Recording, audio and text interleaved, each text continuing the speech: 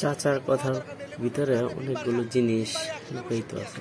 চাচা কৃষককে নিয়ে চিন্তা করে, চাচা মানুষকে নিয়ে চিন্তা করে, চাচা সরকারকে নিয়ে চিন্তা করে, চাচা বিম্বারের 300 গুণ শক্তি বেশি আছে, এই চিন্তাটা চাচাই করে।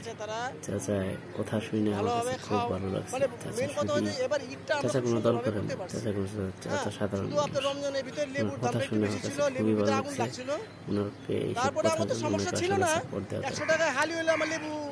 বোঝাতে প্রত্যেকটা জিনিসের দাম খুব নাগালের ভিতরে ছিল, কিন্তু তারপরও দেখেন আমরা একটা জিনিসে শুধু দাম বেশি ছিল, লেবু। যদিও লেবু এখন সিজন না, শেখ হাসিনা থাকলে হয়তো বলতো যে লেবুর দাম, লেবুর পরিবর্তে আপনি বিম্বার খান, কারণ বিম্বারের 100 গুণ বেশি লেবুর গুণাগুণ রয়েছে।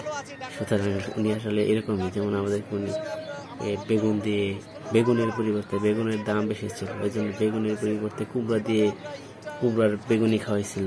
তারপরে একজন আসলে বড়ই দিয়ে খেজুরের পরিবর্তে ইফতার করতে বলছিল, খেজুরের পরিবর্তে বড়ই দিয়ে ইফতার করতে বলছিল। আরেকজনে বলছিল যে কুমড়ার বিরিয়ানি খাওয়ানোর জন্য, বার্গার খাওয়ার জন্য, কাঁঠাল দিয়ে বার্গার বানায় শেখ হাসিনা বলেছিল। তো এই জিনিসগুলো আসলে খুবই মনে পড়ে।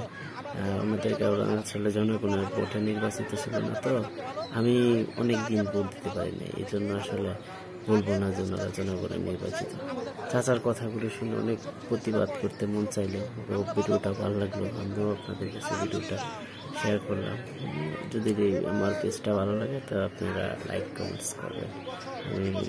ঠিক আছে, আমি পরবর্তী আপনাদের উৎসাহ করলে আর অনেক ভিডিও আপলোড করবো। ধন্যবাদ।